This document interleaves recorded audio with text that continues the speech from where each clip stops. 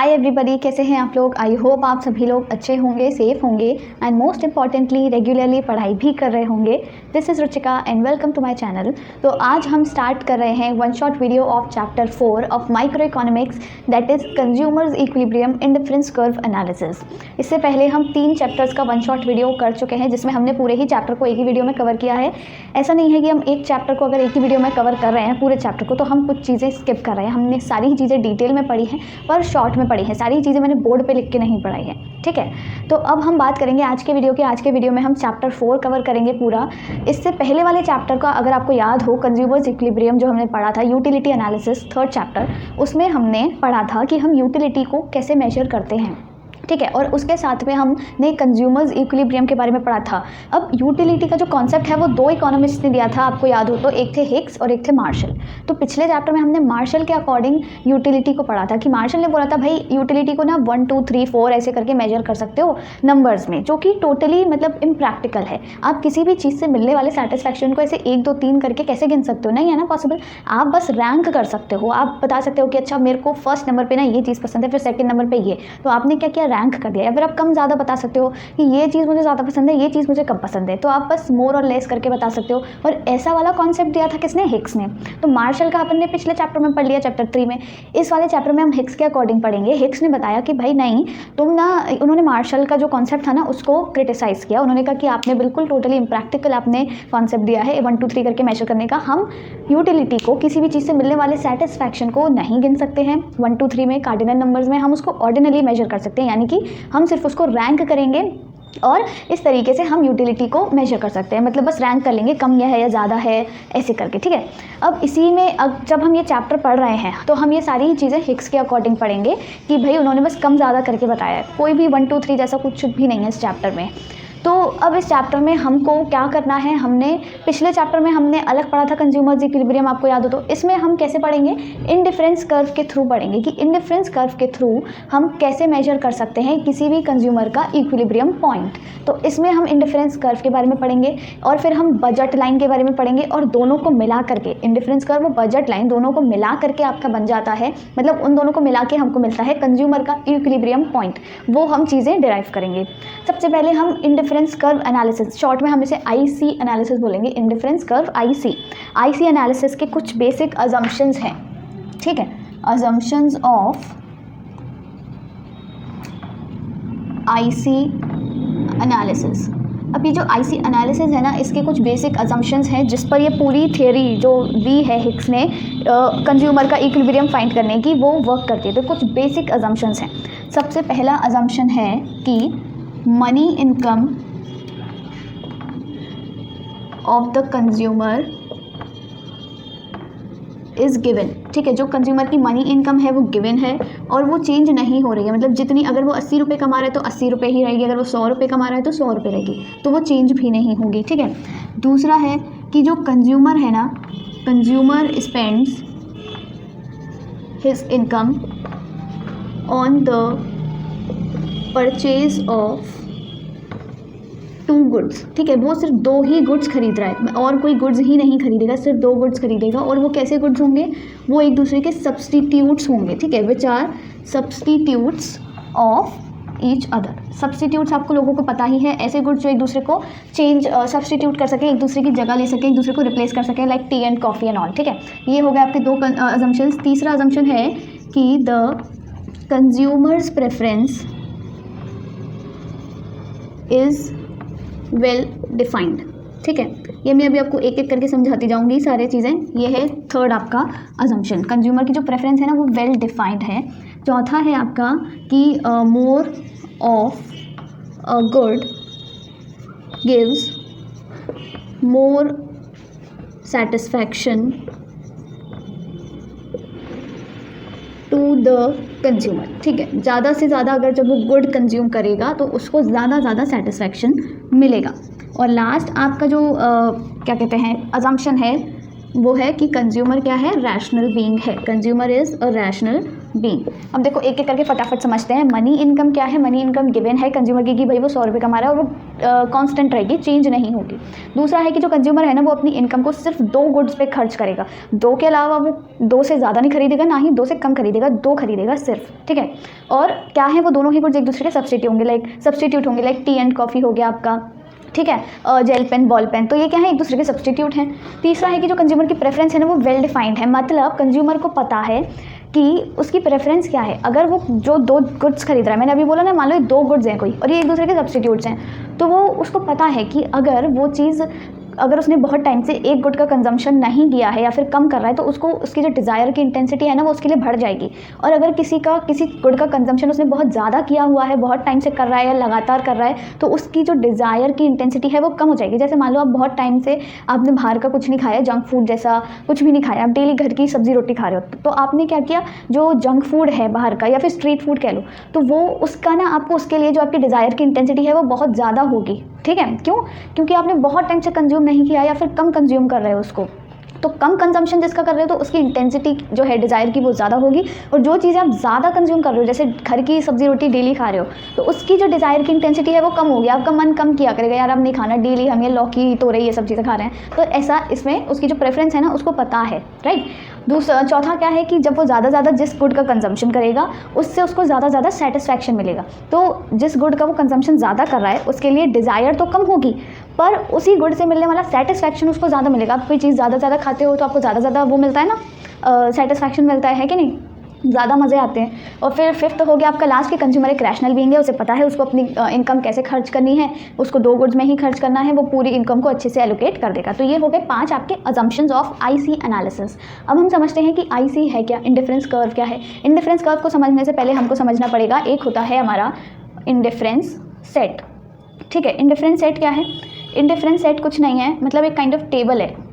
जैसे कि मान लो यहाँ पे ये कॉम्बिनेशंस मैंने बना दिए हैं, ठीक है, कॉम्बिनेशंस हैं, और यहाँ पे 2 गुड्स ले लिए हमने, ठीक है, 2 गुड्स जो कि एक दूसरे के आपके वो हैं, सब्स्टिट्यूट हैं। हमने बोला ना वो गुड्स जो कि सब्स्टिट्यूट हों, तो जैसे कि यहाँ पे मैंने ले लिया है टी और यहाँ पे हो गई कॉफ़ी। अब यहाँ पे 4 कॉम्बिनेशंस मान लो बन रहे हैं, ए बी सी डी, ठीक है, ए बी सी डी, अब ये 4 कॉम्बिनेशंस बन रहे हैं। जैसे कि मान लो वो 10 अगर कॉफ़ी ले रहा है तो वो 1 चाय ले रहा है, ठीक है। अब क्योंकि वो कम चाय ले रहा है, कम है वही उसका कंजम्पशन, तो मैंने क्या बताया था, जिस चीज़ का कंजम्पशन कम है तो उसकी डिज़ायर ज़्यादा होगी, अब वो ज़्यादा कंज्यूम करेगा, तो इसने अब उसका कंजम्पशन बढ़ा दिया, 3 कर दिया। और जो चीज़ें वो ज़्यादा कंज्यूम कर रहा है उसका डिज़ायर कम हो जाएगी, तो वो सोचेगा यार अब कम खाते हैं थोड़ा सा, है ना, तो फिर इसीलिए अब इसका कंजम्पशन कम हो जाएगा। इसी तरह अब इसका फिर से थोड़ा सा बढ़ेगा, इसका फिर से थोड़ा सा बढ़ गया, मान लो यहाँ पे 2 लिख देते हैं हम, ठीक है, 2, इसका थोड़ा सा फिर से बढ़ गया, इसका थोड़ा सा फिर से कम हो जाएगा, मान लो इसका कम होके हो गया 5, इसका फिर से थोड़ा सा बढ़ जाएगा और यहाँ पे थोड़ा सा इसका कम हो जाएगा। तो इस तरीके से एक कॉम्बिनेशन बन गए 4, देखो आपको कॉम्बिनेशन नज़र आ रहे हैं, ए बी सी डी, ठीक है। अब ये A B C D combination आपको क्या बता रहे हैं, ए बी सी डी वो कॉम्बिनेशंस हैं जो कि कंज्यूमर ने खुद से सेट करे हैं अपनी प्रेफरेंस के अकॉर्डिंग। यहाँ पे ये बता रहे हैं कंज्यूमर की प्रेफरेंस को, कि भाई जो कंज्यूमर है ना वो क्या चाहता है कि अगर वो 10 कॉफ़ी ले रहा है तो वो उसके साथ 1 चाय ले, अगर वो 7 कॉफ़ी ले रहा है तो उसके साथ 2 चाय ले, अगर वो 5 कॉफ़ी ले रहा है तो उसके साथ 3 चाय ले, और अगर वो 4 कॉफ़ी ले रहा है तो उसके साथ 4 चाय ले। उसकी प्रेफरेंस सेट है, एकदम वेल डिफाइंड है, ठीक है। अब सेकेंड पॉइंट क्या आता है, फर्स्ट पॉइंट तो हो गया कि ये जो चारों कॉम्बिनेशंस हैं वो कंज्यूमर की प्रेफरेंस के अकॉर्डिंग है। दूसरा पॉइंट यहाँ पे क्या आता है, जो चारों कॉम्बिनेशंस है ना, ये चारों ही कॉम्बिनेशंस इस कंज्यूमर को, जो भी कोई कंज्यूमर है, ये कंज्यूमर है, इसको क्या कर रहे हैं, इसको क्या कर रहे हैं, सेम लेवल ऑफ सेटिस्फैक्शन दे रहे हैं। मतलब जितना सेटिस्फैक्शन इसको ए से मिल रहा है उतना ही सेटिस्फैक्शन इसको सी से मिल रहा है, उतना ही सेटिस्फैक्शन डी से और उतना ही बी से। यानी कि जब वो 10 कॉफ़ी और 1 चाय लेगा तो मान लो इतना सेटिस्फैक्शन मिल गया, कितना भी, ठीक है, उतना ही सेटिस्फैक्शन उसको 4 कॉफ़ी और 4 चाय से मिलेगा, उतना ही सेटिस्फैक्शन 5 कॉफ़ी 3 चाय से मिलेगा, और सेम सेटिस्फैक्शन 7 कॉफ़ी 2 चाय से। तो यानी कि चारों से सेम लेवल ऑफ सेटिस्फैक्शन मिल रहा है। यानी कि ये जो कॉम्बिनेशन ए है, कॉम्बिनेशन बी है, कॉम्बिनेशन सी है और कॉम्बिनेशन डी, ये चारों ही कॉम्बिनेशन उसको सेम लेवल ऑफ सेटिस्फैक्शन दे रहे हैं। ये तो हो गया अभी सेकंड पॉइंट। इससे पहले वाला मैंने कौन सा पॉइंट बताया था, इससे पहले मैंने पॉइंट बताया था कि ये जो कॉम्बिनेशंस हैं ये क्या हैं, अकॉर्डिंग टू कंज्यूमर्स प्रेफरेंस, यानी कि जो उसका प्रेफरेंस है भाई, उसको कितनी चीज़ें क्या लेनी है उसको सब कुछ समझ आ रहा है। उसको 10 कॉफ़ी के साथ एक ही चाय लेनी है, 5 चाय नहीं लेनी है। तो एक तो ये पॉइंट हो गया। तो सेकंड पॉइंट क्या था कि आपको चारों ही combination same level of satisfaction दे रहे हैं। अब क्योंकि चारों ही कॉम्बिनेशंस इस कंज्यूमर को सेम लेवल ऑफ सेटिस्फैक्शन दे रहे हैं, तो ये जो कंज्यूमर है इन चारों ही पॉइंट्स पर इनडिफरेंट होगा। ये चारों ही सेम कॉम्बिनेशन दे रहे हैं, तो उसको ना भले चारों में से कोई भी एक कॉम्बिनेशन पकड़ा दो, वो मस्त रहेगा। वो कहीं दुकान पे गया, दुकानदार बोले कि भैया मैं आपको 5 कॉफ़ी 3 चाय दे दूं, तो वो कहेगा चलो ठीक है, मुझे इससे इतना सेटिस्फैक्शन मिल रहा है। फिर नहीं, दुकानदार ने कहा कि भैया नहीं, मेरे पास 5 कॉफ़ी 3 चाय नहीं है, मेरे पास 10 कॉफ़ी और 1 चाय है, तो वो कहेगा चलो ठीक है, ये भी सही है, क्योंकि मुझे तो दोनों से ही सेम सेटिस्फैक्शन मिल रहा है, और ऐसे ही उसको चारों से ही सेम मिल रहा है, तो यानी कि वो चारों पर ही इनडिफरेंट है। तो यहाँ पे क्या है, consumer is indifferent across these combinations. ठीक है, चारों ही कॉम्बिनेशंस के अक्रॉस वो क्या है, इनडिफरेंट है। और इसीलिए क्योंकि वो इनडिफरेंट है, इसीलिए हम इस सेट को, ये पूरा सेट है आपका, इसको इनडिफरेंस सेट कहते हैं। ठीक है, अब समझ आया इनडिफरेंस नाम क्यों है? क्योंकि जो भी कॉम्बिनेशंस होते हैं यहाँ पे 2 गुड्स के, वो जो कंज्यूमर है आपका उन कॉम्बिनेशंस के अक्रॉस इनडिफरेंट होता है, यानी कि उसको सारे ही बढ़िया हैं, उसको तो सबसे कम चल जाएगा, सारे से ही उसको सेम सेटिस्फैक्शन मिल रहा है, तो इसीलिए हम इसको इनडिफरेंस सेट कहते हैं। अब अगर सेम इनडिफरेंस सेट को अगर हम ग्राफिकल, अच्छा पहले इनडिफरेंस सेट की हम डेफिनेशन जान लेते हैं। इनडिफरेंस सेट क्या है? अब आप सोचोगे इतनी बड़ी बड़ी हम डेफिनेशंस कैसे लर्न करें? लर्न करने की जरूरत नहीं है, जो अभी तक आपने किया ना, सिर्फ उसी को शब्दों में लिखना है। क्या किया आपने? इनडिफरेंस सेट क्या है? It is a set of all those combinations. किसका सेट है? All those combinations of 2 goods. ठीक है, all those combination of 2 goods, सिर्फ 2 गुड्स हैं, that offer same level of satisfaction to the consumer. यानी कि जो इंडिफरेंस सेट है, ये उन सारे ही कॉम्बिनेशंस का सेट है, उन सारे कॉम्बिनेशंस के 2 गुड्स के कॉम्बिनेशन का सेट है, जो कि same level of satisfaction offer कर रहे हैं कंज्यूमर को। तो इस तरीके से आप डेफिनेशन बना सकते हो। तो इंडिफरेंस सेट क्या है? It is a set of all those combinations of 2 different goods that offer same level of satisfaction to the consumer, and because the consumer is indifferent across all these combinations, it is known as indifference set. ये भी आप add कर सकते हो line. तो ये तो हो गई इंडिफरेंस सेट की बात। अब बात क्या किसकी करनी है अपन को? तो भाई इंडिफरेंस कर्व के बारे में जानना है, तो इसी से हम क्या करते हैं, इंडिफरेंस कर्व बना लेते हैं। ठीक है, अब इंडिफरेंस कर्व क्या होता है? ये जो भी हमने यहाँ पर सेट बनाया हुआ है, यानी कि जो टेबल ड्रॉ करी है, इसी को अगर हम इसी का ग्राफिकल रिप्रेजेंटेशन कर दें तो वो हो जाएगा क्या, इंडिफरेंस कर्व। तो इंडिफरेंस कर्व कैसे बनेगा? यहाँ पर हमने ये बना लिया। ठीक है, ये है y और ये है x। एक पे आप ले लो कोई सा गुड ले लो, t हो गया, एक एक्सिस पे एक गुड ले लो और दूसरे पे दूसरा। तो जब आप, अब मैं इन सबको प्लॉट नहीं कर रही, उसमें बहुत ज़्यादा टाइम जाएगा। अगर आप इन सबको प्लॉट करके जब ज्वाइन करोगे सारे ही पॉइंट्स, तो एक इस तरह का शेप आएगा। ठीक है, इस तरीके का शेप आएगा, जिसको हम बोलते हैं इंडिफरेंस कर्व। इंडिफरेंस कर्व के नाम से जानते हैं। ठीक है, और यहाँ पे ये क्या है, 4 कॉम्बिनेशन है। 4 की जगह 5 कॉम्बिनेशन भी हो सकते थे, 3 भी हो सकते थे, कितने भी हो सकते थे। कॉम्बिनेशन का कोई वो नहीं है चक्कर, कितने भी हो सकते हैं। तो सबको ही जब आप ज्वाइन करोगे तो इस तरीके का ही शेप आएगा, और इसको हम कहते हैं इंडिफरेंस कर्व। मान लो यहाँ पे ऐसे ऐसे करके ये 4 पॉइंट्स आए। ठीक है, अभी मैं अपने अंदाजे से बना रही हूँ। ये 4 कॉम्बिनेशन हैं, ABCD, ये वही कॉम्बिनेशंस हैं ये वाले। अब ये जो चारों ही कॉम्बिनेशंस हैं, ये क्या कर रहे हैं, सेम लेवल ऑफ सेटिस्फैक्शन इस कंज्यूमर को देंगे। तो इंडिफरेंस कर्व की अगर आपको डेफिनेशन बोलने को बताया जाए, इंडिफरेंस कर्व की डेफिनेशन क्या होगी? इंडिफरेंस कर्व क्या है? सबसे पहले तो it is a graphical representation of indifference set. सबसे पहली लाइन अभी मैंने बताई, ये क्या है, ग्राफिकल रिप्रेजेंटेशन है इंडिफरेंस सेट का। दूसरी चीज़ ये क्या है, it is the locus of all those points.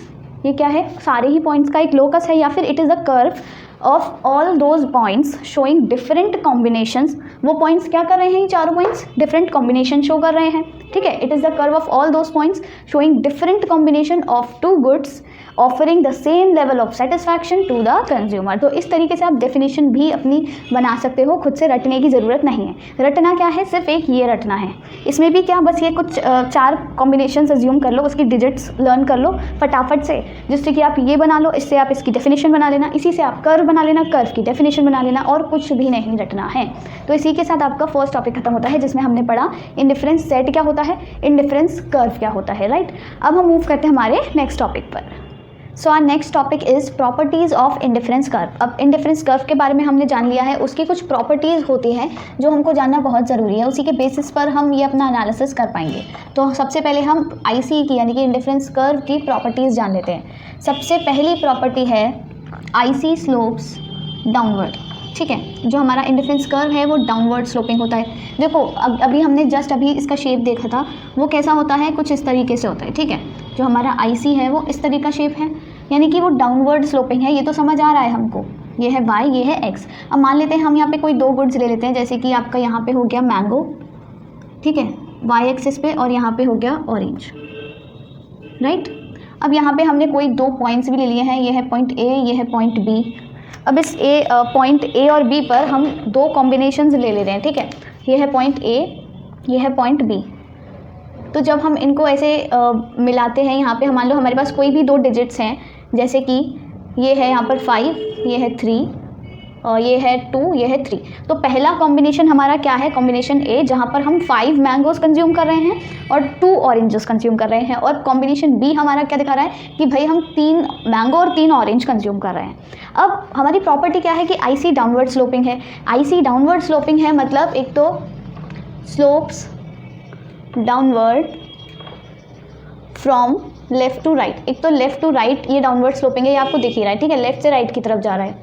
दूसरा पॉइंट यहाँ पर बनता है कि इट हैज़ नेगेटिव स्लोप। इसका जो स्लोप है ना वो नेगेटिव है। अब ये नेगेटिव स्लोप का मतलब क्या होता है कि ये जब हम एक कमोडिटी का कंजम्पशन बढ़ाएंगे, एक गुड का कंजम्पशन बढ़ाएंगे, तो दूसरे का अपने को कम करना पड़ेगा। यानी कि more of one good must be combined with less of another।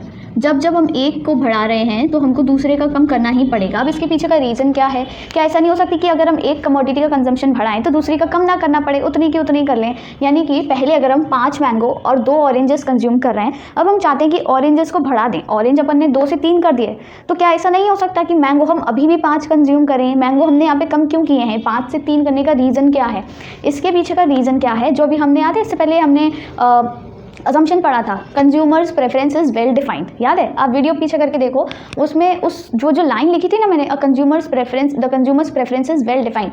इसका मतलब ये था कि वो जो कंज्यूमर की प्रेफरेंस है वो मोनोटोनिक है।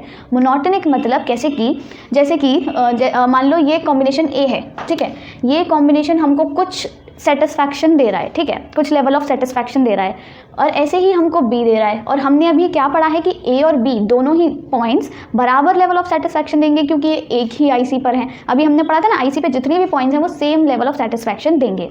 तो जब मान लो हमको 5 मैंगोज़ कंज्यूम करके, अगर हम A को देखें, 5 मैंगोज़ कंज्यूम करके और 2 ऑरेंजेस कंज्यूम करके, लेट अस सपोज अपने को 20 वो मिल रहा है सेटिस्फैक्शन। वैसे हम नंबर्स में काउंट नहीं कर सकते हैं क्योंकि हम हिग्स का एनालिसिस पढ़ रहे हैं, पर मैं आपको समझाने के लिए बता रही हूँ। मान लो कि हमको 20 सेटिस्फैक्शन मिल रहा है, 20 यूटिल्स का सेटिस्फैक्शन मिल रहा है।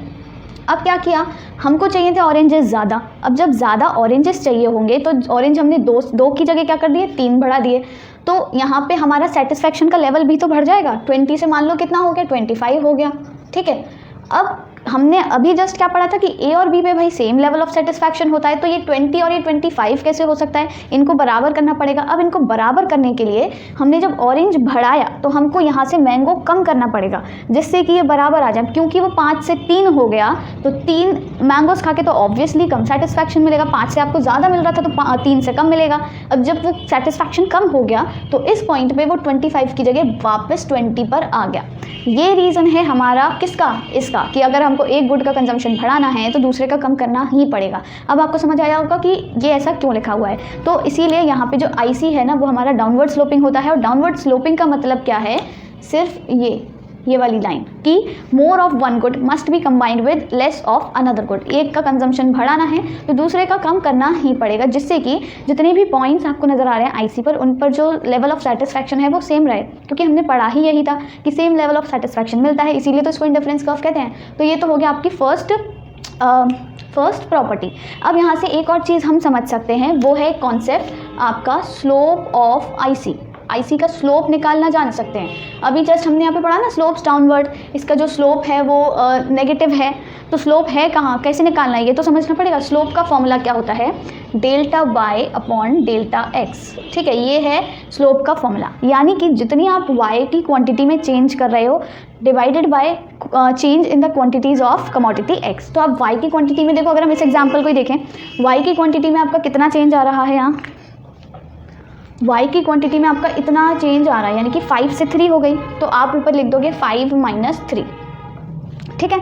और x की क्वांटिटी में कितना चेंज आ रहा है आपका, आपने 2 से 3 कर दी, बढ़ा दी, ठीक है, बढ़ा दी, तो यहाँ पे हो गया 2 - 3। अब यहाँ पे 3 - 2 मत करना कि बड़े में से छोटे को माइनस कर दो, नहीं, जहाँ से चेंज किया है ना वो पहले लिखना है। पहले 5 से 3 किया तो 5 - 3, यहाँ पे 2 से 3 किया तो 2 - 3, तो आपका आंसर क्या आ जाएगा, ये ऊपर आ गया 2, यहाँ -1 यानी कि माइनस का 2। अभी हमने क्या पढ़ा था कि ये नेगेटिव होता है, इसका स्लोप तो देखो नेगेटिव आया है, ठीक है। अब इस 2 का मतलब क्या है, ये जो -2 आया है इसका मतलब क्या है, इसका हमको इन्फरेंस भी तो ड्रॉ करना पड़ेगा, सिर्फ 2 नंबर क्या शो कर रहा है, जो स्लोप आया है। तो अगर आपको किसी भी कर्व का स्लोप दे दिया जाए, इंडिफरेंस कर्व का, कि भाई A से B पॉइंट तक अगर कोई कंज्यूमर जा रहा है, पहले A कॉम्बिनेशन पे था, वो B पे जा रहा है, तो उसका स्लोप -2 है। इसका मतलब ये है कि जब वो A से B पर जाएगा तो उसको x की कमोडिटी, मतलब x की क्वांटिटी बढ़ाने के लिए, एक क्वांटिटी बढ़ाने के लिए y की 2 क्वांटिटीज़ कम करनी पड़ेंगी। यानी कि जब उसने ऑरेंज का एक क्वांटिटी बढ़ाई, एक ऑरेंज बढ़ाया, तो उसको 2 मैंगोज़ कम करने पड़ गए। यहीं अगर ये -4 आता तो इसका मतलब होता था कि एक ऑरेंज बढ़ाने के लिए उसको 4 मैंगोज़ कम करने पड़ गए। तो यानी ये इससे स्लोप ऑफ IC से आप पता कर सकते हो कि जो स्लोप आ रहा है एक पॉइंट से दूसरे पॉइंट तक का वो कितना आ रहा है। अब यहाँ पे एक मोस्ट इम्पॉर्टेंट चीज़ है कि जो स्लोप है ना, slope of IC between different points is not necessarily the same. यानी कि जितने भी पॉइंट्स हैं ना उन पे अगर आप स्लोप निकालोगे, ज़रूरी नहीं है सब पे सेम आएगा। यहाँ पे मान लो अगर आप एक और पॉइंट ले लो C, अब आप B से C का अगर स्लोप निकालोगे सेम ज़रूरी नहीं है -2 ही आए, हो सकता है -1 आ जाए, ठीक है। तो उसका मतलब क्या होगा, एक और ऑरेंज बढ़ाने के लिए B से C पर एक और ऑरेंज बढ़ाने के लिए आपको अब एक ही मैंगो कम करना पड़ रहा है। पहले आपने 2 मैंगो किए A से B पर आने पर, फिर B से C आने पर एक ही कम किया। तो इसका मतलब ये इंपॉर्टेंट है क्योंकि ये क्वेश्चन उठ सकता है, क्वेश्चन आ सकता है कि भाई स्लोप हमेशा सेम रहता है कि सारे पॉइंट्स के बीच, नहीं, ज़रूरी नहीं है, हो भी सकता है पर ज़रूरी नहीं है कि हमेशा सेम हो, डिफरेंट भी हो सकता है। तो ये हो गई आपकी फर्स्ट प्रॉपर्टी, ठीक है। फर्स्ट प्रॉपर्टी का एक्सप्लेनेशन मिल गया है कि फर्स्ट प्रॉपर्टी क्या थी, IC स्लोप्स डाउनवर्ड। अब हम मूव करते हैं हमारी सेकंड प्रॉपर्टी पर। सेकंड प्रॉपर्टी क्या है, सेकंड प्रॉपर्टी है आपकी IC is convex to origin. जो IC होता है अपना वो क्या होता है, कॉन्वेक्स होता है ओरिजिन पर। यानी कि इसका मतलब क्या है, ये हम दोबारा से एक ग्राफ बना लेते हैं। IC is convex to origin. अब इस वाले पॉइंट का मतलब क्या है, इस पॉइंट का मतलब क्या है कि जो स्लोप होता है, slope of IC is declining. जो स्लोप होता है ना वो कम होता रहता है, डिक्लाइन करता रहता है। मतलब जैसे जैसे आप नीचे नीचे मूव करोगे, यहाँ पे लिख देती हूँ, as we move from left to right, जैसे जैसे हम लेफ़्ट से राइट मूव करेंगे ना, ये हमारा कर्व है, ठीक है, ये हो गया हमारा कर्व। यहाँ पे मान लो 4 पॉइंट्स हैं, A है, ये B है, ये C है, ये D, और एक और पॉइंट ले लेते हैं E। ये हमारा IC है। अब हम जैसे जैसे लेफ्ट से राइट मूव करेंगे तो स्लोप कम होता जाएगा।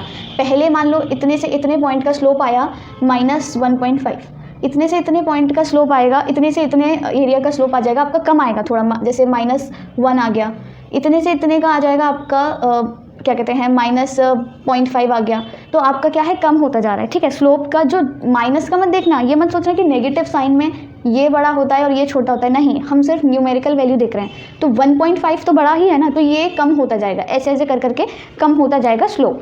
अब इसके पीछे का रीज़न क्या है, इसके पीछे का रीज़न मैं आपको बताती हूँ। इसके पीछे का रीज़न है कि जब हम क्या कर रहे हैं, यहाँ पे हम कर क्या रहे हैं, बेसिकली ये आपका एक कॉम्बिनेशन है, ये दूसरा कॉम्बिनेशन है, ये तीसरा कॉम्बिनेशन है और ये चौथा।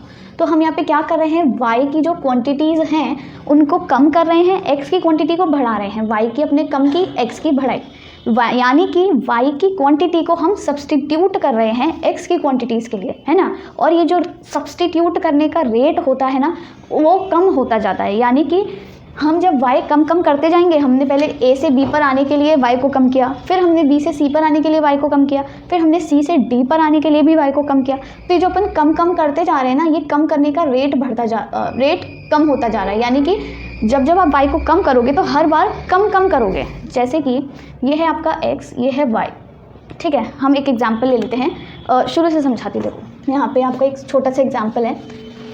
आपको उससे ज़्यादा अच्छे से समझ आएगा। ये है आपका x और ये है आपका y, ठीक है। ये है 2 6, यहाँ पे हम लिख लेते हैं ये सॉरी, ये है 2, ये है 6, ये है 4.5, ये है 3, फिर है आपका 5 3, फिर है 7 और 2.5, ठीक है। ये हैं x और y की डिजिट्स। अब इन्हीं का देखो अगर अपन ग्राफ बना लें, इसका ग्राफ बनाते हैं फटाफट से।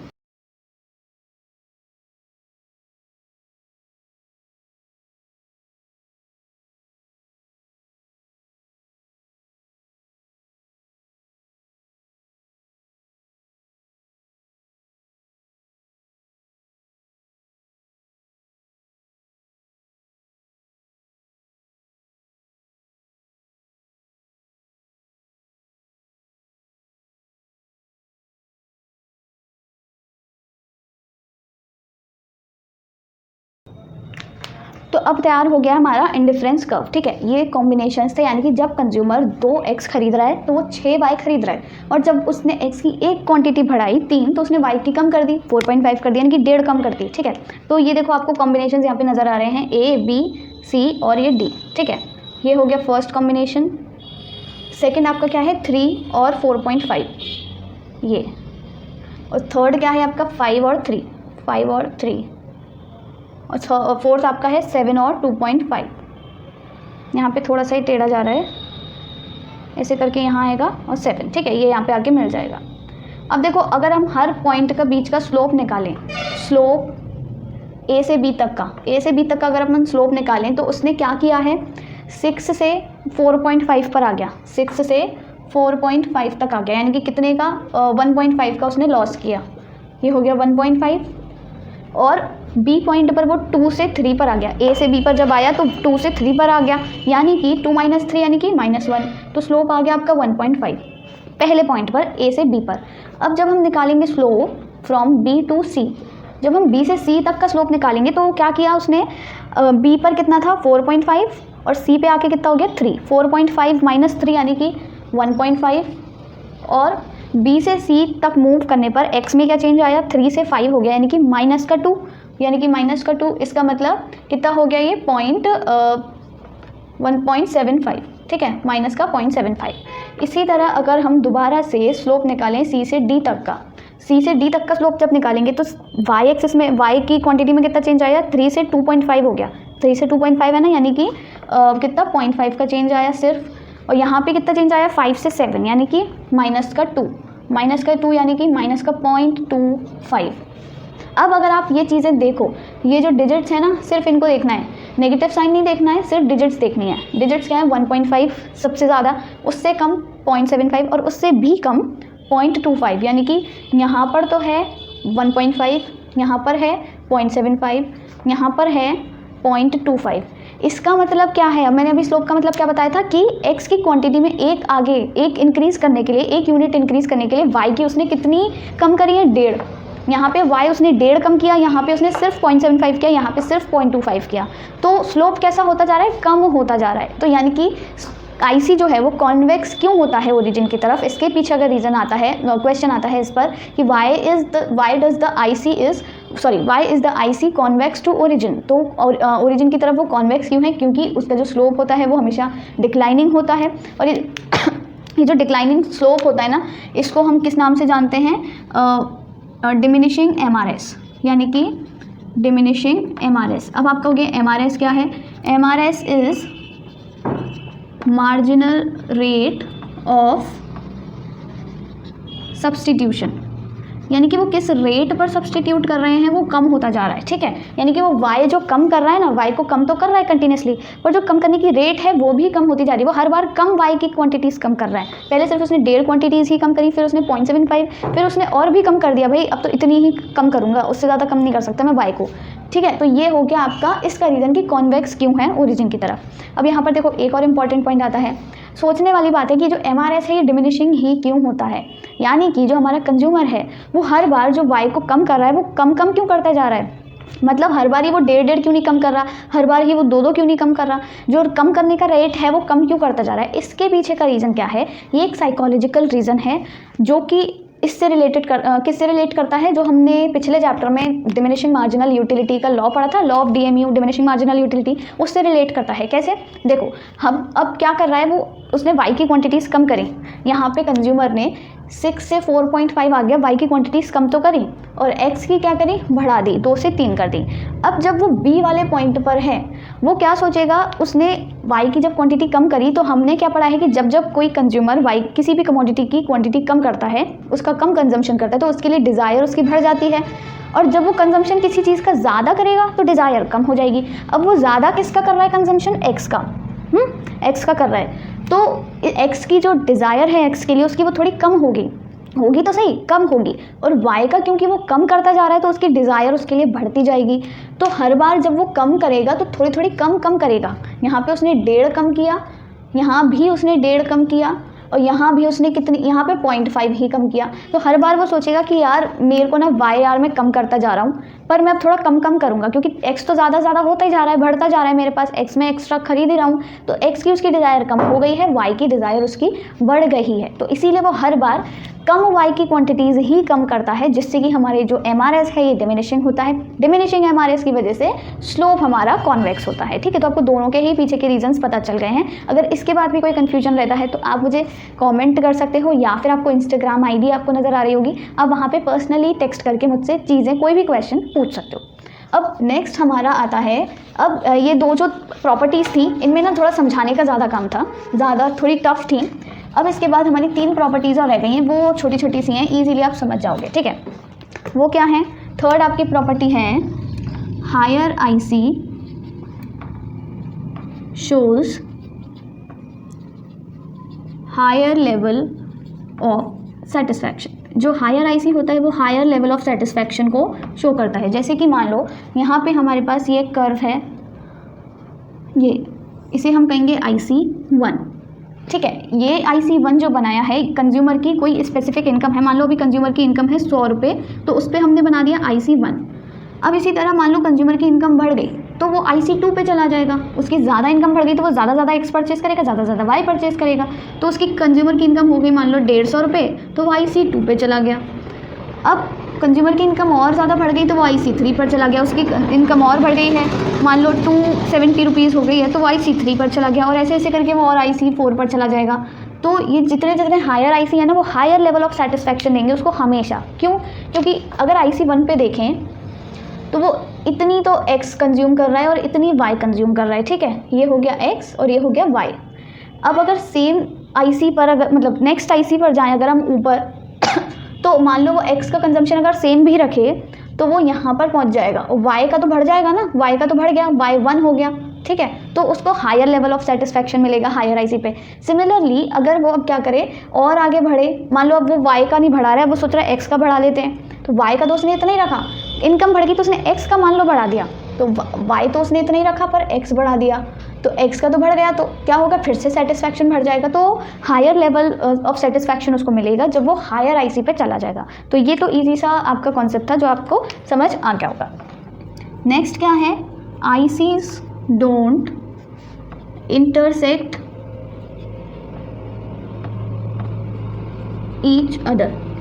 ठीक है, जो ICs होते हैं ना वो एक दूसरे को इंटरसेक्ट नहीं करते हैं। अब उससे पहले मैं आपको एक और चीज़ समझाना चाहती हूँ, ये जो मैंने ICs बनाए हैं हायर IC, ये ज़रूरी नहीं है एक दूसरे के पैरेलल हों, जैसे मैंने एकदम सीक्वेंस में बनाए हैं। हो सकता है कोई सा ऐसे है तो दूसरा थोड़ा ऐसे हो, या फिर ऐसे हो, थोड़ा सा यूँ हो, तो हायर IC होना चाहिए, बस ऊपर होना चाहिए, टेढ़ा मेढ़ा चल जाएगा। ठीक है, उससे कोई प्रॉब्लम नहीं है, वो तो इनकम लेवल जितना बढ़ता है उस हिसाब से बनता है, और हम कितना x और y में इंक्रीज़ कर रहे हैं उस हिसाब से बनता है, पर हायर होना चाहिए। ठीक है, और हर किसी पे higher level of satisfaction consumer को मिलेगा।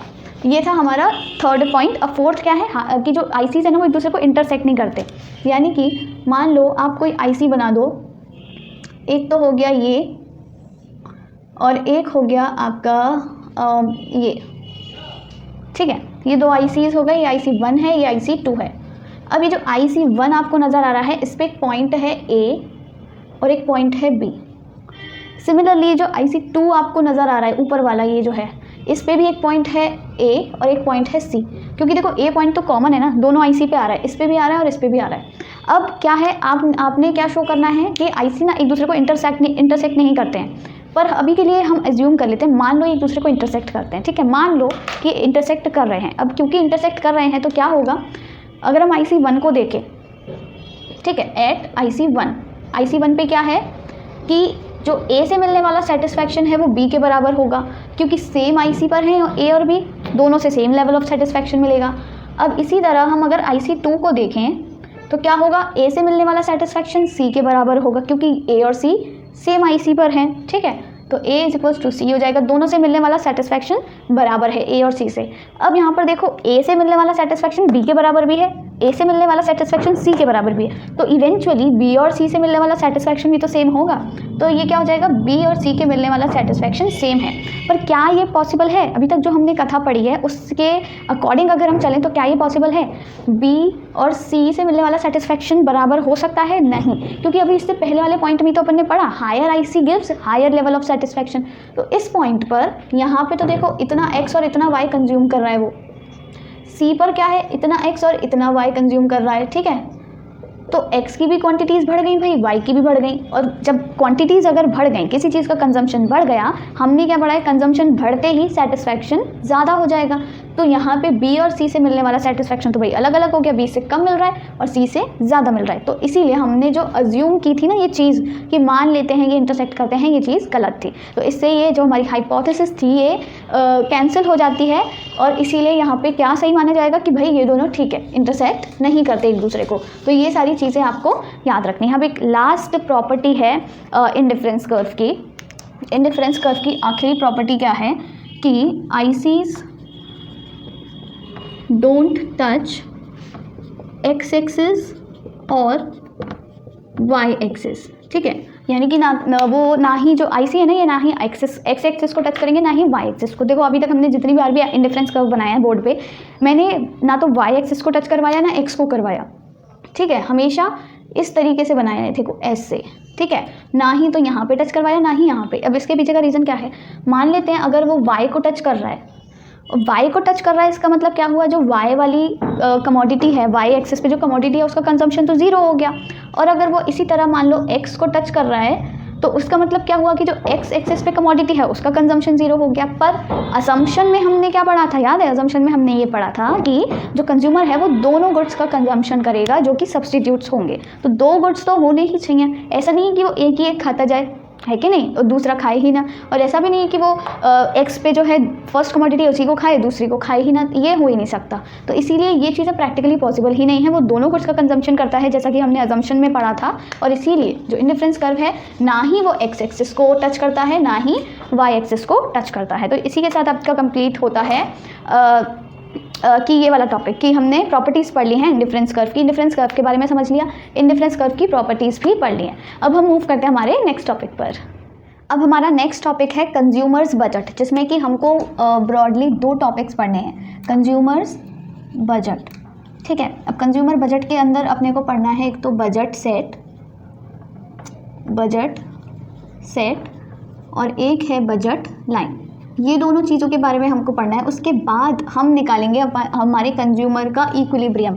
अब कंज्यूमर का बजट क्या होता है, बजट वही बजट है जो आप लोग आम भाषा में यूज़ करते हो कि भाई नहीं मेरे से ये नहीं हो पाएगा, मेरा तो बजट इतना है, मतलब आपके पास कितना पैसा है, कितनी लिमिट है, आप कहाँ तक जा सकते हो, कहाँ तक खर्च कर सकते हो, वही बजट होता है, ठीक है। उसके लिए हम एक एग्जाम्पल लेते हैं फटाफट से। मान लो कि आपका क्या है, आपके पास जेब में है 60 रुपये, ठीक है, आपके पास जेब में है 60 रुपये और आपको क्या करना है, सिर्फ दो ही गुड्स खरीदने हैं। ये तो हम बात कर ही चुके हैं कि सिर्फ दो ही गुड्स खरीदेगा कंज्यूमर। लेट अस सपोज कि वो एक गुड है आपका मैंगोज़ और एक है ऑरेंजेस, तो कुछ तो वो मैंगो खरीदेगा और कुछ ऑरेंज खरीदेगा।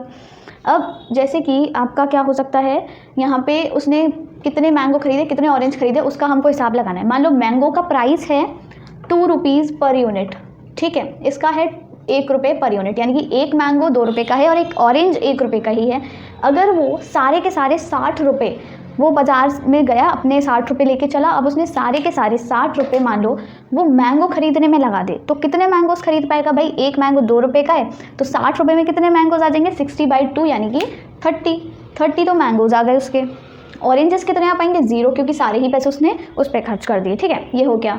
अब इसी तरह नहीं मान लेते हैं, चलो पहले वो सारे पैसे ऑरेंज खरीदने पे लगा रहा है, सारे पैसे वो ऑरेंज खरीदने पे लगा रहा है, तो ऑरेंजेस कितने खरीद पाएगा, 1 रुपये का एक ऑरेंज है तो 60 ऑरेंजेस खरीद लेगा और मैंगोज़ 0 रह जाएंगे। अब उसने सोचा कि मैं मैंगोज़ भी खरीद लेता हूँ थोड़े से, क्योंकि हमने पढ़ा है कि अगर जो कंज्यूमर है वो किसी चीज़ का कम कंजम्पशन कर रहा है तो उसकी डिज़ायर बढ़ेगी और जिसका ज़्यादा कर रहा है उसकी कम होगी। अब उसने सोचा कि मैं कुछ मैंगोज़ खरीद लेता हूँ। अब वो चाहता है कि वो 10 मैंगोज़ खरीद ले। 10 मैंगो उसने खरीदे। 10 मैंगोज़ कितने के आएंगे? 10 टू ज़ा 20। बचे कितने? 60 रुपये थे, 40 रुपये बच गए। अब उन 40 रुपये से वो कितने ऑरेंजेस खरीद सकता है? 1 रुपये का एक ऑरेंज है तो 40 में 40 ऑरेंज आ जाएंगे। इसी तरह वो इसका कंजम्पशन और बढ़ाएगा। उसने और बढ़ाया तो वो 20 मैंगोज़ खरीद लिए उसने। 20 मैंगोज़ कितने आएंगे? 20 टू ज़ा 40। बचे कितने रुपए? 60 रुपये में से 40 तो खर्च हो गए मैंगो खरीदने में, 20 बचे। 20 में कितने ऑरेंज आएंगे? 20 में 20 ऑरेंज आ जाएंगे। इसी तरह उसने थोड़ा कंजम्पशन और बढ़ाया तो उसने 30 मैंगोज़ खरीद लिए। 30 मैंगोज़ कितने में आएंगे? 30 टू ज़ा 60। सारे के सारे पैसे खर्च हो गए, 0 ऑरेंजेस। तो एक तरह से उसने ये अपना हिसाब किताब रखा कि भाई ऐसे ऐसे वो ये कॉम्बिनेशंस के थ्रू वो सारी ही चीज़ें खरीद सकता है। अब ये जो आपको कॉम्बिनेशंस नज़र आ रहे हैं, यहाँ पे ये जो कॉम्बिनेशंस नज़र आ रहे हैं, ये क्या है? आपका बजट सेट बन गया है। ठीक है, बजट सेट क्या होता है? वो बजट सेट आपको दिखाता है वो सारे अटेनेबल कॉम्बिनेशंस जो कि कंज्यूमर खरीद सकता है given his prices and income, given his income and the prices of the goods. जब हमको एक कंज्यूमर की इनकम पता हो और दोनों ही गुड्स के प्राइस पता हो, यहाँ पे हमको इनकम भी पता है, दोनों गुड्स के प्राइस पता हैं, तो हम क्या कर सकते हैं? एक बजट सेट बना सकते हैं। बजट सेट क्या बताता है? It refers to the attainable combination of 2 goods of the consumer. मतलब वो सारे ही पॉइंट्स जो कि कंज्यूमर अटेन कर सकता है। अगर उसके पास 60 रुपये हैं और मैंगो 2 रुपये का है, ऑरेंज 1 रुपये का है, उसको सिर्फ ये 2 चीज़ें खरीदनी है तो इतना इतना कॉम्बिनेशन में खरीद सकता है। उसके अगर ये इसके बीच में भी खरीद सकता है, ऐसा नहीं है 10 से सीधा 20 पर आएगा। मान लो वो 15 खरीदता है, 15 टू ज़ा 30, कितने बचे? 60 में से 30 रुपये बचे, 30 में वो 30 ऑरेंज खरीद सकता है। तो यहाँ पे ये आ जाता। तो वो तो मैंने एक आइडिया लगाने के लिए बताया, तो वो ऐसे ऐसे अपने कॉम्बिनेशंस फाइंड आउट कर सकता है। ये होता है बजट सेट। इसी का अगर हम ग्राफिकल रिप्रेजेंटेशन देखें, यहाँ पे ग्राफ में अगर हम इसको रिप्रेजेंट करेंगे तो क्या हो जाएगा?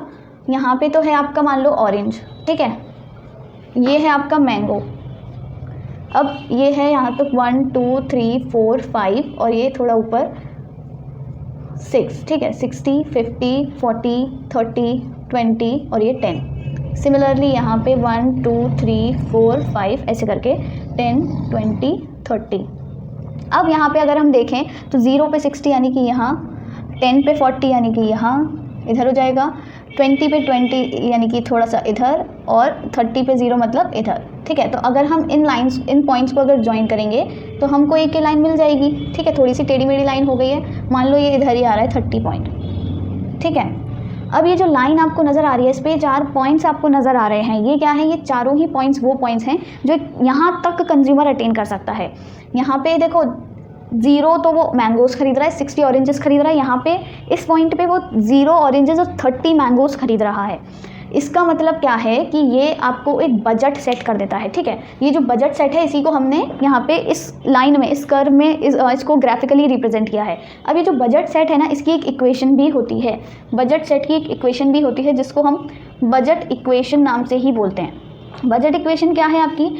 P1x1 plus P2x2 is less than और इक्वल टू y, यानी कि P1x1 मतलब price of good 1 into quantities of good 2 plus price of good 2 into quantities of good 2 is less than और इक्वल टू इनकम। अगर हम इनमें से कोई सा भी आपका वो उठाकर देखें पॉइंट, यहाँ पर क्या आएगा? अगर हम प्राइस क्या, अगर हम मैंगो का देखें, मैंगो गुड 1 है तो उसके प्राइस से हम इसको मल्टीप्लाई करें P1x1, यानी कि मान लो हमने थर्ड वाला कॉम्बिनेशन उठाया ये वाला, P1x1 मतलब 2 इंटू 20, ठीक है, प्लस P2x2 मतलब 20 इंटू 1 यानी कि 1 इंटू 20, कितना हो गया? 20 टू ज़ा 40 और ये 40 प्लस 20 यानी कि 60। ठीक है, ये आ गया ना 60 क्या है? आपकी इनकम है। यानी कि ये इक्वेशन हमको ये बताती है कि इससे हम अपने बजट फाइंड आउट कर सकते हैं। ये जो आएगा ना आपका सम, ये हमेशा या तो बराबर होगा या फिर कम होगा, ज़्यादा नहीं हो सकता है। यानी कि इतना तो आपने खर्चा किया है, आप ये समझ लो ना, इतना तो आपने खर्चा कर दिया इतनी क्वांटिटीज़ खरीद के, तो आप अपने बजट से ज़्यादा खर्चा कैसे कर सकते हो? नहीं कर सकते हो। तो यानी कि हमेशा ये तो कम होगा या फिर बराबर होगा। आप हमेशा बजट से कम खर्चा कर सकते हो या फिर बराबर कर सकते हो, उससे ज़्यादा नहीं कर सकते हो।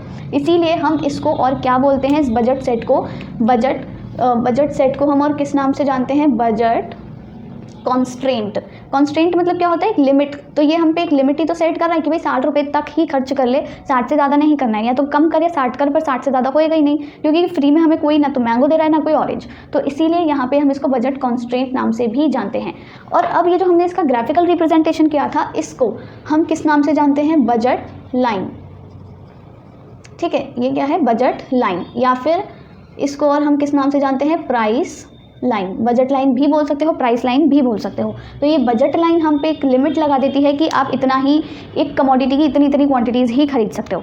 और साथ ही साथ एक इंपॉर्टेंट पॉइंट, ये जो बजट लाइन पर जितने भी पॉइंट्स हैं, इसका मतलब ये हो रहा है कि इन पॉइंट्स को अगर हम खरीद रहे हैं, इन पॉइंट्स को मतलब अगर हम 40 ऑरेंजेस और कितना आपका 10 मैंगोज़ अगर हम खरीदेंगे, यानी कि हम अपनी पूरी इनकम स्पेंड कर रहे हैं। तो बजट लाइन पे जितने भी पॉइंट्स हैं वहाँ पर तो हम अपनी पूरी इनकम स्पेंड कर रहे हैं, यानी कि पूरे के पूरे 60 रुपये।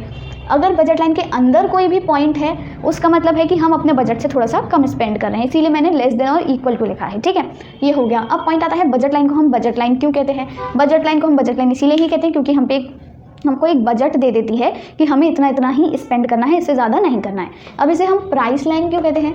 देखो, प्राइस लाइन हम इसीलिए कहते हैं क्योंकि ये हमको दोनों कमोडिटीज़ मैंगो और ऑरेंज का प्राइस का रेशियो बता देती है। जैसे कि हमने अभी क्या पढ़ा, अगर हम ये देखें अगर हमने सारे ही अपनी इनकम 60 रुपये सिर्फ मैंगो खरीदने पे स्पेंड करते, यानी कि प्राइस ऑफ 30 मैंगोज़, ठीक है, किसके बराबर है, प्राइस ऑफ 60 ऑरेंजेस। ये आप देखो 60 ऑरेंजेस, क्यों, 30 मैंगोज़ का प्राइस कितना है, 30 इंटू 2 यानी कि 60। 60 ऑरेंजेस का प्राइस कितना है, 60 इंटू 1 60, यानी कि 30 मैंगो की कीमत 60 ऑरेंजेस के बराबर है। यानी कि जितने मैंगोज़ आप खरीद सकते हो उससे दुगने आप ऑरेंज खरीद सकते हो। ठीक है, दुगना खरीद सकते हो ना, इसका मतलब प्राइस ऑफ 1 मैंगो किसके बराबर हो जाएगा, प्राइस ऑफ 2 ऑरेंजेस के बराबर हो जाएगा। ये तो ऑब्वियस है ना। अगर 2 रुपये आपके पास हों तो आप 2 ऑरेंजेस खरीद सकते हो 1-1 रुपये के, पर 2 रुपये आपके पास हों तो आप एक ही मैंगो खरीद सकते हो, क्योंकि मैंगो तो है ही 2 रुपये का। तो प्राइस ऑफ 1 मैंगो किसके बराबर हो जाएगा, प्राइस ऑफ 2 ऑरेंजेस। इसका मतलब ये हुआ, अगर हम इन दोनों का रेशियो निकालें,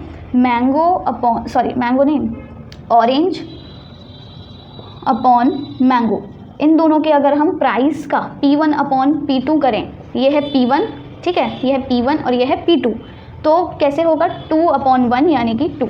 तो ये जो 2 आया है ना, दोनों के प्राइस का रेशियो, ये हमको रेशियो क्या बताता है कि जब जब हमको एक मैंगो एक्स्ट्रा खरीदना है, तो हमको एक ऑरेंज सेक्रीफाइस करना पड़ेगा। यहाँ पे हमने सेक्रीफाइस ऑरेंज किया है मैंगो को बढ़ाने के लिए, तो जब जब हम एक मैंगो को बढ़ाएंगे हमको 2 ऑरेंजेस सेक्रीफाइस करने पड़ेंगे, 2 ऑरेंजेस छोड़ने पड़ेंगे। ये उसी की तरह जो अभी हमने MRS में पढ़ा था, सेम, ठीक है, स्लोप पढ़ा था जब MRS का, तो ये सेम चीज़ है।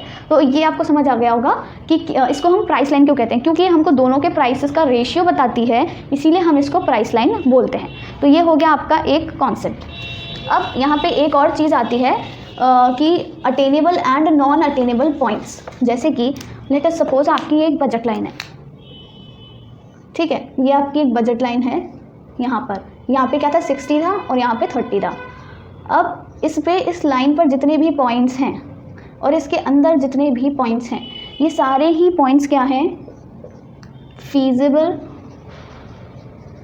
और अटेनेबल हैं। मतलब आप इनको तो अटेन कर ही सकते हो, या तो लाइन पर जितने हैं वो कॉम्बिनेशन खरीद लो, या फिर लाइन के जितने अंदर हैं वो भी खरीद लो, पर लाइन के जितने भी बाहर हैं ये क्या हैं, नॉन फीजिबल या फिर नॉन अटेनेबल। ठीक है, या तो ये नॉन फीजिबल है, नॉन अटेनेबल है, इनको आप अटेन ही नहीं कर सकते, क्योंकि बजट लाइन तो एक बजट बता रही है, इसके बाहर कैसे जाओगे, इतने पैसे ही नहीं है जेब में, तो कहाँ से खरीदोगे। तो ये होता है आपका फीजिबल और नॉन फीजिबल, या फिर अटेनेबल और नॉन अटेनेबल। तो ये हो गया आपका एक कॉन्सेप्ट। अब यहाँ पे नेक्स्ट चीज़ आती है आपका स्लोप। अब देखो, अगर हम स्लोप की बात करें, बजट लाइन का स्लोप हमने कैसे किया था, यहाँ पे था 1 2 3 4 5 6, 1 2 3 4 5 और ये और हो गया 6, ठीक है, 10 20 30 40 50 और ये 60, 10 20 30 40। अभी जो हमने ग्राफ बनाया था ना, सेम हम वही बना रहे हैं, ठीक है, ये हो गया। यहाँ पे क्या था, अब जैसे कि ये हमने कर्व बजट लाइन बनाई थी, एक बजट लाइन हो गई, इसका नाम रख देते हैं AB। ये AB एक बजट लाइन है। अब हमको इसका स्लोप निकालना है, तो हमने कोई 2 पॉइंट्स मान लेते हैं। जैसे कि एक तो पॉइंट हो गया ये वाला, ठीक है, यहाँ पे क्या है, हम कितनी क्वांटिटीज़, यहाँ पे क्या था मैंगो आपका, यहाँ पे है ऑरेंज। तो अगर हम ये पॉइंट है सी पॉइंट पे देखें तो हम मैंगोज़ कितने ख़रीद रहे हैं, हम 30 खरीद रहे हैं, और ऑरेंज कितने खरीद रहे हैं, हम ऑरेंज है हमारा 10 और 20 के बीच में, यानी कि ऑलमोस्ट 15, ये वाला पॉइंट जो है। अब हमको क्या करना है, हमको ऑरेंज की क्वांटिटी बढ़ाई हमने, यानी कि ऑरेंज की क्वांटिटी हो गई 20, तो हमने मैंगो की क्वांटिटी भी कम कर दी, यानी कि 20। तो अगर हम डी पॉइंट पर देखें, ये है पॉइंट डी, तो यहाँ पे मैंगोज़ हैं हमारे 20 और ऑरेंजेस भी हैं 20। तो अब हमको सी से डी पॉइंट के बीच तक का स्लोप निकालना है। स्लोप कैसे निकालेंगे, जैसा अभी हमने एमआरएस निकाला था ना, आईसी का स्लोप, सेम हमको ये क्या बोलते हैं इसको, बजट लाइन का स्लोप निकालना है। ठीक है, तो बजट लाइन का स्लोप क्या होगा, जितनी हमने क्वांटिटी सेक्रीफाइस करी वाई कमोडिटी की, यानी कि मैंगो की, तो यहाँ पे स्लोप हो जाएगा आपका, slope is equals to delta Y upon delta X. Delta Y यानी कि 30 माइनस 20, कितनी 10, और कितनी हमने x की क्वांटिटीज़ गेन करी हैं, 15 थी यहाँ पे, 15 से 20 हो गया, यानी कि 5, तो कितना हुआ यहाँ पे 2 आ गया। ठीक है, तो ये 2 हमें क्या बता रहा है कि जब जब हमको एक ऑरेंज की क्वांटिटी बढ़ानी है, तब तब हमको मैंगो की 2 क्वांटिटीज़ कम करनी पड़ेंगी, मतलब एक ऑरेंज एक्स्ट्रा खरीदने के लिए 2 आम कम खाने पड़ेंगे तुमको, इसी चक्कर में तुम ये सब कर पाओगे। और इसके पीछे अगर मैं रीज़न पूछूं कि भाई हमेशा ऐसा क्यों करना है कि ऑरेंज बढ़ाने के लिए मैंगो कम ही क्यों करना है, क्या हम ऐसा नहीं कर सकते कि ऑरेंज भी बढ़ा दें और मैंगो भी उतनी रखें, नहीं कर सकते। जैसे कि मान लो आपके पास 60 रुपये थे, आपने सोचा 10 की तो आप गोलगप्पे खा लोगे, नहीं 10 की नहीं, आपने सोचा 20 के तो आप गोलगप्पे खा लोगे, 40 की आप समोसे खा लोगे। अब आपको मन किया कि आप ना क्या कहते हैं, गोलगप्पे 20 की जगह आप 40 के खा लो। ठीक है, पहले आप क्या कर रहे थे, यहाँ पे कुछ गोलगप्पे खा रहे थे, कुछ समोसे, और ये 60 रुपये हैं, गोलगप्पे आपने खाए 20 रुपये के और समोसे खाए 40 रुपये के। अब आपने सोचा कि गोलगप्पे बढ़ा करके 30 के खा लेते हैं, तो क्या आप समोसे भी 40 के खा पाओगे? अगर आप ऐसा करते हो तो आपको कितने रुपये पे करना पड़ेगा, 70 रुपये। 70 तो बजट ही नहीं है अपना, जेब में तो 60 ही रुपये हैं, तो इसीलिए आपको समोसे कम खाने पड़ेंगे थोड़े से। कितने खा सकते हो, या तो आप 30 के खा लो जिससे कि बजट के बराबर हो जाए, या फिर और आप कम खा लो, जितना भी आपको 20 के खाने हैं 20 के खा लो, 10 रुपये सेव कर लो, वो आपकी मर्ज़ी है, पर आप उससे ज़्यादा नहीं खा सकते। तो एक को कम करने बढ़ाने के लिए दूसरा कम करना ही पड़ेगा, इसीलिए यहाँ पे हम इस तरीके से फिर इसका स्लोप निकाल लेते हैं। ठीक है, तो ये हो गई हमारा एक टॉपिक जिसमें हमने पढ़ा कि हम बजट लाइन को कैसे डिराइव कर सकते हैं, बजट सेट क्या होता है, और अभी तक हमने कौन कौन से 2 टॉपिक्स पढ़ लिए हैं अच्छे से, एक हमने आईसी पढ़ लिया है और एक हमने बजट लाइन भी पढ़ लिया है। अब हम मूव करते हैं हमारे नेक्स्ट टॉपिक पर, जो कि है कंज्यूमर्स इक्विलिब्रियम। अब फाइनली हम डिराइव करेंगे consumers equilibrium through IC and budget line. दोनों ही कॉन्सेप्ट्स हमने पढ़ लिए हैं, आईसी और बजट लाइन, दोनों को मिलाकर के कैसे कंज्यूमर का इक्विलिब्रियम आप डिराइव कर सकते हो वो हम देखने वाले हैं, और ये टॉपिक इस चैप्टर का लास्ट टॉपिक है। अब कंज्यूमर का इक्विलिब्रियम हमको डिराइव करने के लिए 2 कंडीशंस चाहिए होती हैं, 2 कंडीशंस दोनों ही फुलफिल होनी चाहिए, तभी जाके आप कंज्यूमर का इक्विलिब्रियम पॉइंट फाइंड आउट कर सकते हो। तो पहली कंडीशन आपकी क्या है, जो MRS है XY वो होना चाहिए बराबर PX अपॉन PY के, और सेकंड आपकी कंडीशन है IC must be convex at the point of equilibrium. Equilibrium पे जो IC है ना वो कॉन्वेक्स होना चाहिए। अब ये दोनों ही कंडीशंस क्या हैं, कैसे हैं, वो सारी चीज़ें अभी हम फटाफट से पढ़ने वाले हैं। देखो अभी हमने क्या पढ़ा था, एक हमने एग्जाम्पल देखा था ना, ये हमारा एग्जाम्पल था कि भाई ऐसी ऐसी बजट लाइन है, ये बजट लाइन थी, यहाँ पे था 60 और यहाँ पे था 30, याद आया, ये 10, 20, 30, और इसी तरह यहाँ पे 60, 50, 40, 30, 20 और ये 10, ये हो गया हमारी एक बजट लाइन है AB। अब बजट लाइन तो ये हो गई, अब हमको एक IC बनाना है, इंडिफरेंस कर्व, जो कि इस थोड़ा सा टेढ़ा बन गया है। ये आपको थोड़ा आराम से तसल्ली से बनाना होता है, बोर्ड पे इतने अच्छे से नहीं बन पाएगा। ओ गॉड, हाँ कुछ इस तरीके से। तो ये क्या करना चाहिए, IC और जो बजट लाइन है ना वो दोनों एक दूसरे को टच करने चाहिए। ठीक है, तब जाके ये वाला जो हमारा पॉइंट है ना वो हमारा इक्विलिब्रियम पॉइंट कहलाएगा। यानी कि जो हमारा कंज्यूमर है 10, 20, 30 और ये 40, जो हमारा कंज्यूमर है वो 35 यूनिट्स तो गुड वाई की लेगा, और कितनी यूनिट्स, मान लो अप्रॉक्स आपका कितना हो गया, 10 यूनिट्स किसकी लेगा, गुड एक्स की लेगा। तब जाके उसका कंज्यूमर का इक्विलिब्रियम होगा, यानी कि कंज्यूमर को मैक्सिमम सेटिस्फैक्शन मिलेगा। इक्विलिब्रियम मतलब क्या होता है, मैक्सिमम सेटिस्फैक्शन मिल रहा हो तो कब मिलेगा, जब वो 35 यूनिट्स तो वाई की लेगा और 10 यूनिट्स वो किसकी लेगा, एक्स की लेगा। ये मैंने एक इमेजिनरी सिचुएशन बताई है आपको, आप ये मत सोचना कि भाई 60 रुपये थे और उस हिसाब से, वो वाला एग्जांपल नहीं है, एक इमेजिनरी सिचुएशन है। इसके हिसाब से हमारा कंज्यूमर इक्विलिब्रियम पॉइंट पे होगा। तो यहाँ पे देखो एक चीज़ यहाँ पे क्या है, MRS/XY PX/PY के होना चाहिए, ये मैंने आपको बताया। MRS/XY must be equal to PX/PY। ये MRS/XY क्या है, स्लोप ऑफ IC, हमने पढ़ा हुआ है IC का स्लोप होता है। ये क्या है, स्लोप ऑफ बजट लाइन। तो यानी कि इन शॉर्ट ये जो स्लोप ऑफ IC, बार बार मैं जी लिख देती हूँ, जो स्लोप ऑफ IC है वो और जो स्लोप ऑफ बजट लाइन है ये दोनों ही बराबर होने चाहिए। यानी कि अगर IC का स्लोप 2 आया है तो बजट लाइन का भी 2 आएगा, इसका 3 आया तो इसका भी 3 आएगा। उस पॉइंट पे जाके जब दोनों के स्लोप बराबर होते हैं, उस पॉइंट पे जाके जो हमारा कंज्यूमर है वो इक्विलिब्रियम में होगा। एक बात हो गई क्लियर। दूसरा पॉइंट क्या है, it must be convex at the point of equilibrium, यानी कि ये वाला जो पॉइंट है इस पॉइंट पे वो कॉन्वेक्स होना चाहिए। अगर ऐसे कॉनकेव होगा ना तो नहीं चलेगा, कॉन्वेक्स ही होना चाहिए, बिल्कुल झुका हुआ नीचे पॉइंट पर होना चाहिए जहाँ पे वो टेंजेंट है। टेंजेंट मतलब जब कोई कर्व एक लाइन को टच करता है, ऐसे जब कोई कर्व एक लाइन को टच करता है तो उस पॉइंट को हम टेंजेंट कहते हैं। तो टेंजेंसी वाले पॉइंट पर ये कॉन्वेक्स होना चाहिए। तो ये दोनों कंडीशंस आपकी पूरी फुलफिल होनी चाहिए, तब जाकर ही कंज्यूमर का इक्विलिब्रियम आप फाइंड आउट कर सकते हो। अब यहाँ पर एक चीज़ ये आती है, हाँ एक चीज़ आपको मैंने ये नहीं बताई थी कि स्लोप ऑफ जो IC होता है ना, IC का स्लोप मैंने क्या बताया था, कांस्टेंट नहीं होता है, वेरिएबल होता है, हर पॉइंट पर चेंज होता रहता है। पर जो बजट लाइन का स्लोप है, बजट लाइन का स्लोप है वो कांस्टेंट रहेगा। ऐसा क्यों है, ये बात सिर्फ इन दोनों कॉन्सेप्ट्स पे नहीं, हर किसी पे लागू होगी। ये बात क्या है कि जो भी कोई कर्व होता है ना, कभी भी कोई भी कर्व है, ऐसा कर्व है, ऐसा है, कैसा भी कर्व हो, कर्व का स्लोप हमेशा ही वेरिएबल रहता है, हमेशा, चाहे कैसा भी कर्व हो। और अगर कोई लाइन है ऐसी कैसी भी लाइन, उसका स्लोप हमेशा ही कांस्टेंट रहता है, ठीक है। तो यहाँ पे क्या है, आपको याद रखना है, इसका स्लोप हमेशा वेरिएबल होता है, इसका हमेशा नहीं, सेम भी हो सकता है, 2 पॉइंट्स के बीच में अलग अलग के में, पर ज़्यादातर वेरिएबल होता है, इसका हमेशा कांस्टेंट रहता है, ठीक है। एक बात ये हो गई। अब यहाँ पर हमारे पास एक क्वेश्चन आता है कि जो कंज्यूमर है उसका जो इक्विलिब्रियम पॉइंट है वो यहीं क्यों होगा, यहाँ क्यों नहीं हो सकता, यहाँ क्यों नहीं हो सकता। क्योंकि देखो अगर वो, जैसे ये पॉइंट है E, ये पॉइंट एक मान लेते हैं F और ये एक पॉइंट है मान लो G। अगर वो E पॉइंट से F पर जाते हैं, अगर हम E पॉइंट से F पर जाते हैं तो E पॉइंट पे तो क्या है, MRS/XY is equals to PX/PY है, ये E पॉइंट की कहानी है। पर अगर हम F पॉइंट पे जाएंगे, F पॉइंट पे क्या होगा, जो MRS है वो ज़्यादा होगा PX/PY से। क्यों, क्योंकि हमने पढ़ा है MRS नीचे जब आता है तो कम होता जाता है, तो यहाँ कम है तो ऊपर जाएंगे तो ज़्यादा ही होगा ना, है कि नहीं। तो यहाँ पर तो ज़्यादा होगा।